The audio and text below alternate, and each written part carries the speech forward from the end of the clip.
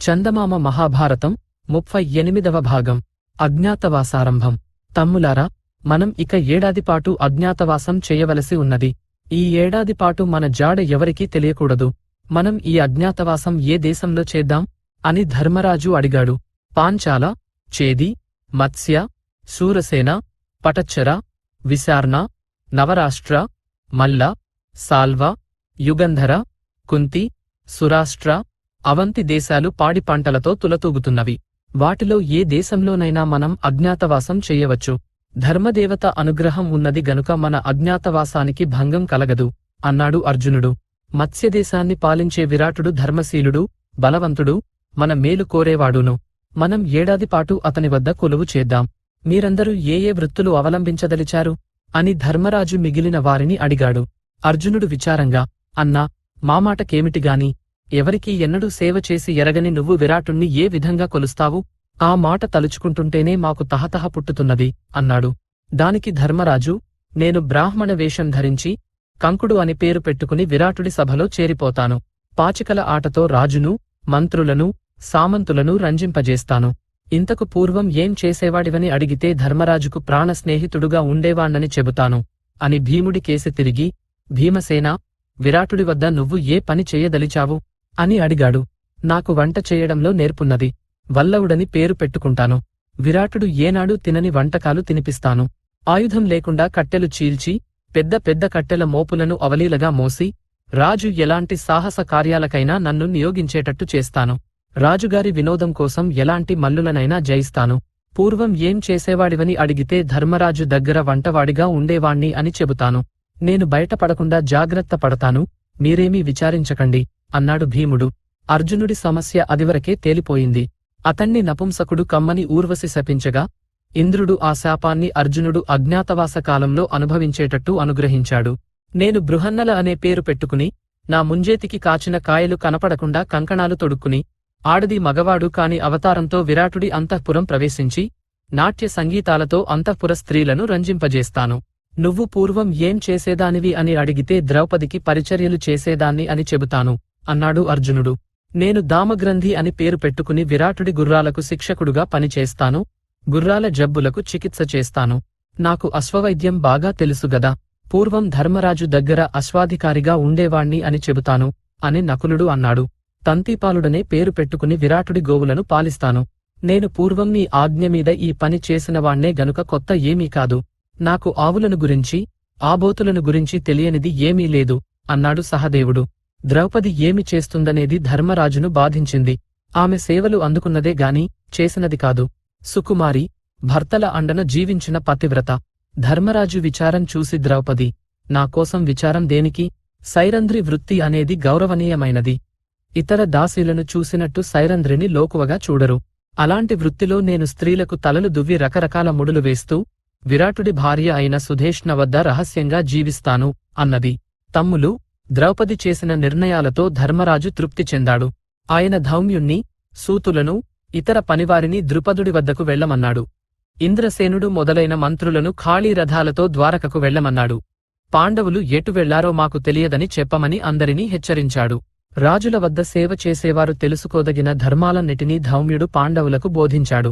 ఎవరి దారిన వారు వెళ్లిపోగా పాండవులు తమ ఆయుధాలన్నిటినీ వెంట తీసుకుని ద్వైతవనం నుంచి బయలుదేరారు. వాళ్లు వనాలు కొండలు దాటి వెళ్లి మత్స్యదేశం ప్రవేశించారు. ఆ మత్స్యదేశం దశార్ణ దేశాలకు ఉత్తరాన, పాంచాలానికి దక్షిణాన, శూరసేన దేశాలకు మధ్యన ఉన్నది. ద్రౌపది మిగిలిన వాళ్లతో, ఇక్కడ పొలాలు, దారులు చాలా కనిపిస్తున్నాయి. విరాటనగరం ఇంకా చాలా దూరం ఉండవచ్చు. నేను అలిసిపోయాను. ఈ రాత్రి గడిచే వరకు ఈ అరణ్యంలోనే ఉండిపోదాం అన్నది. ధర్మరాజు అడవి దాట నిశ్చయించి ద్రౌపదిని మోసుకురమ్మని అర్జునుడితో అన్నాడు. ఆ విధంగా వాళ్లు విరాటనగరం పొలిమేర చేరారు. అప్పుడు ధర్మరాజు తమ ఆయుధాలను గురించి ఆలోచించాడు. వాటితో నగరం ప్రవేశించటానికి లేదు.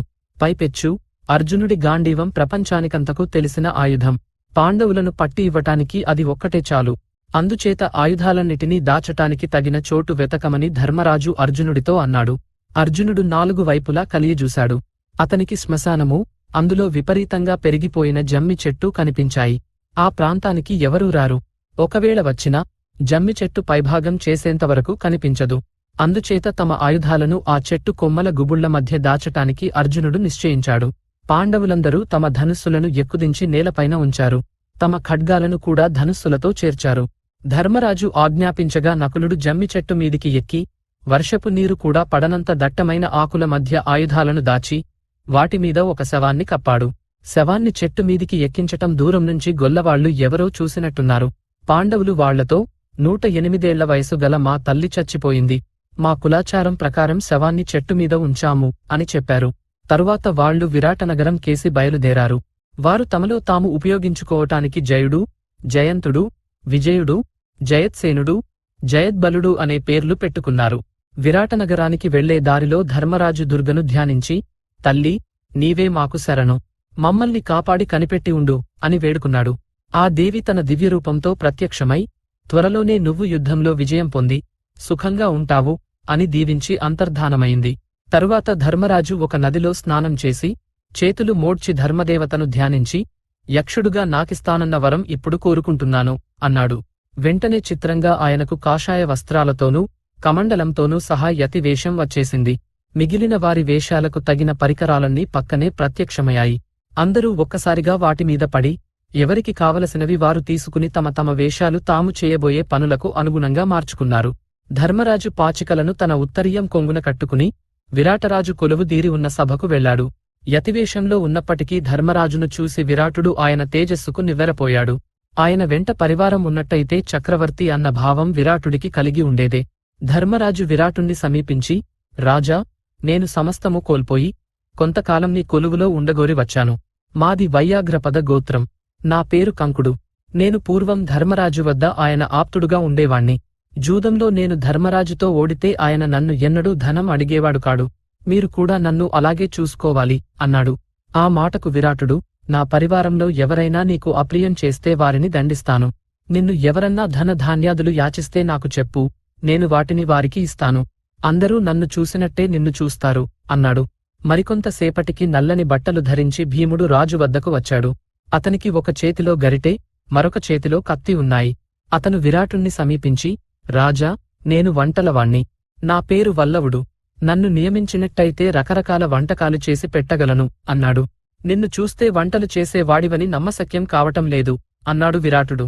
నా వంట నేర్పు ధర్మరాజుకు తెలుసును. బలంలో కూడా నేను అందరినీ మించినవాణ్ణి. మీరు వినోదించాలంటే ఏనుగులతోనూ సింహాలతోనూ పోరాడగలను అన్నాడు భీముడు. సరే, నువ్వు మా పాకశాలలో పెద్ద వంటవాడుగా పనిచెయ్యి అని విరాటుడు భీముణ్ణి తన వంటశాలకు పంపేశాడు. ఈ లోపల ద్రౌపది మాసిన బట్ట కట్టి జుట్టు విరబోసుకుని సైరంధ్రి వేషంలో వీధుల వెంట తిరుగుతూ ఉండగా నగరవాసులు, అమ్మా, నువ్వు ఎవరు, ఏం చేస్తుంటావు అని అడిగారు. వారితో ద్రౌపది, నేను సైరంధ్రిని, ఎవరన్నా నన్ను పోషిస్తే వారికి కావలసిన సేవలు చేస్తాను అంటూ వచ్చింది. రాజభవనంపై భాగాన విహరిస్తున్న సుధేష్ణారాణి ద్రౌపదిని చూసి పిలిపించి, నువ్వు ఎవతెవు, ఏం పని చేస్తావు అని అడిగింది. దేవి, నేను సైరంధ్రిని. నాకు జుట్టుముడులు వెయ్యటము, ఒంటిపూతలు తయారు చెయ్యటము, తలలో పూలు అమర్చటము, పూలమాలలు కట్టటము తెలుసును. కృష్ణుడి భార్య అయిన సత్యభామను, పాండవుల భార్య అయిన ద్రౌపదిని మెప్పించిన దాన్ని. ద్రౌపది నన్ను మాలిని అని పిలిచేది అని ద్రౌపది ఎంతో వినయంగా అన్నది. నువ్వు చూడబోతే ఆడవాళ్లనే ఆకర్షించేటంత అందంగా ఉన్నావు. మా మహారాజు నిన్ను చూశాక మళ్లీ నా మొహం చూడడేమోననిపిస్తున్నది. ఆయన నీ దాసుడై పోతాడేమోనన్న అనుమానంతో నిన్ను మా అంతఃపురంలో పెట్టుకోవటానికి భయపడుతున్నాను అన్నది రాణి సుధేష్ణ. మహారాణి, నన్ను విరాటరాజుగాని మరొకరుగాని ఏమీ చేయలేరు. మహాబలవంతులైన 5 గంధర్వ రాజకుమారులు నా భర్తలు. వారు నన్ను అనుక్షణము కనిపెట్టుకుని ఉంటారు. నన్ను కాళ్లు కడగటంలాంటి పనులు చెప్పకుండా, ఎంగిలి తినమనకుండా ఉంటే నేను ఎంతో ప్రీతితో కొలుస్తాను. నన్ను మామూలు స్త్రీ కింద చూసి నా జోలికి వచ్చిన వారిని మాత్రం నా భర్తలు రాత్రికి రాత్రే చంపిపారేస్తారు అన్నది ద్రౌపది. ఆ మాట మీద సుధేష్ణ ద్రౌపదిని తన ఇంట ఉండనిచ్చింది. తరువాత నపుంసకుడి రూపంలో అర్జునుడు విరాటరాజు వద్దకు వచ్చాడు. అతను ముదురు ఎరుపు రంగు బట్టలు ధరించి ఉన్నాడు. అతను సభికులను దాటి వెళ్లి రాజును సమీపించి, మహారాజా, నా పేరు బృహన్నల. నాట్యకళలో నాతో సరితూగే వాళ్లు లేరు. నాకు జడలు వేయటమూ పూలు పెట్టటమూ కూడా వచ్చు అన్నాడు.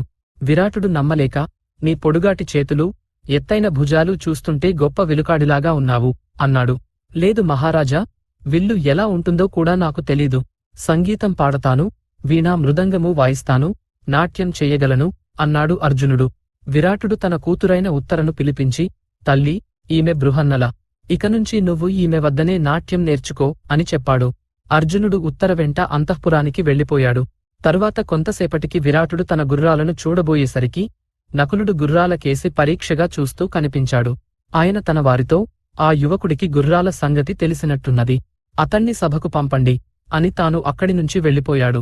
నకులుడు సభలో ఆయన దర్శనం చేసుకుని, మహారాజా, బతుకు తెరువు కోసం మీ దేశం వచ్చాను. నన్ను తమ గుర్రాలకు యజమానిగా పెట్టుకోండి. నాకు పొగరుబోతు గుర్రాలను లొంగదీయటమూ, గుర్రాల జబ్బులు నయం చేయటమూ తెలుసు. ఒకప్పుడు ధర్మరాజు గారి అశ్వాలను పాలించేవాణ్ణి. నా పేరు దామగ్రంథి అన్నాడు. విరాటుడు అతని మాటలకు తృప్తిపడి అతన్ని తన గుర్రాలకు, రథాలకు అధిపతిగా నియమించాడు. మరి కొంతసేపటికి సహదేవుడు సభ దగ్గరికి వచ్చాడు. అతను అచ్చమైన గొల్లవాడి వేషంలో, పూలదండలు వేసుకుని, తాళ్లు పట్టుకుని, పొడవైన వేణువు చేతబట్టి ఉన్నాడు.